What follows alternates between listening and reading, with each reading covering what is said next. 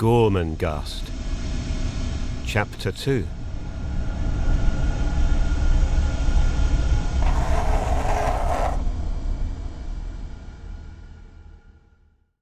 What of the living? His mother, half asleep and half aware, with the awareness of anger, the detachment of trance. She saw him 7 times in 7 years. Then she forgot the halls that harboured him. But now she watches him from hidden windows. Her love for him is as heavy and as formless as loam. A furlong of white cats trails after her. A bullfinch has a nest in her red hair. She is the Countess Gertrude of huge clay. Less formidable, yet sullen as her mother, and as incalculable, is Titus's sister. Sensitive as was her father without his intellect, Fuchsia tosses her black flag of hair, bites at her childish underlip, scowls, laughs, broods, is tender, is intemperate, suspicious, and credulous, all in a day. Her crimson dress inflames grey corridors, or, flaring in a sun shaft through high branches, makes of the deep green shadows a greenness darker yet, and a darkness greener. Who else is there in the direct bloodline? Only the vacant aunts, Cora and Clarice, the identical twins and sisters of Sepulcrave. So limp of brain that for them to conceive an idea is to risk a hemorrhage.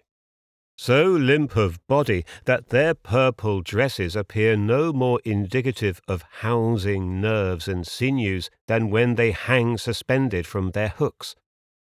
Of the others, the lesser breed, in order of social precedence, possibly the prune squalors first, that is, the doctor and his closely swathed and bone-protruding sister.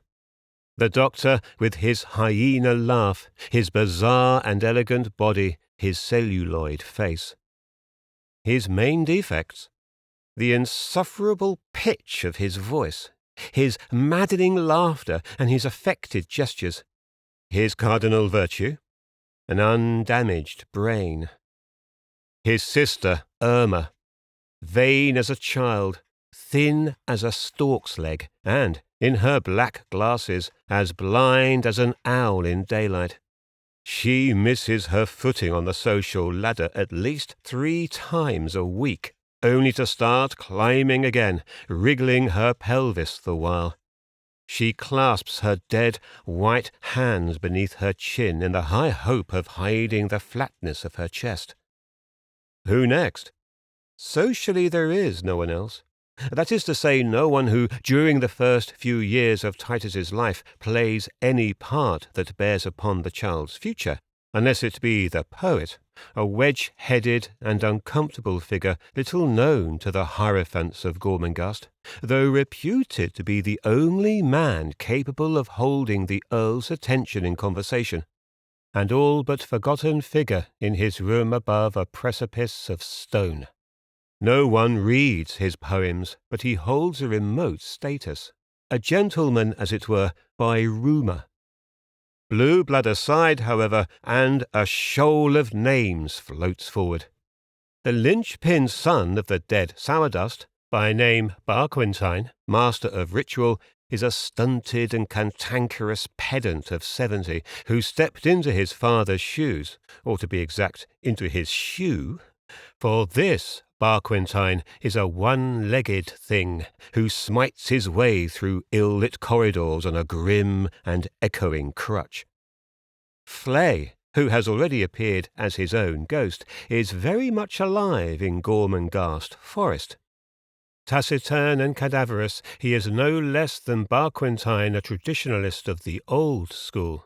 But unlike Barquentine, his angers when the law is flouted are uprisings of a hot loyalty that blinds him, and not the merciless and stony intolerance of the cripple.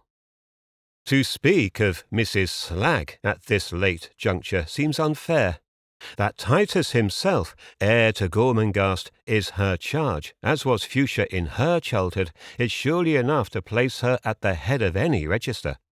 But she is so minute, so frightened, so old, so querulous, she neither could nor would head any procession, even on paper. Her peevish cry goes out, "Oh, my weak heart, how could they?" And she hurries to Fuchsia either to smack the abstracted girl in order to ease herself, or to bury the wrinkled prune of her face in Fuchsia's side. Alone in her small room again, she lies upon her bed and bites her minute knuckles. There is nothing frightened or querulous about young Steerpike.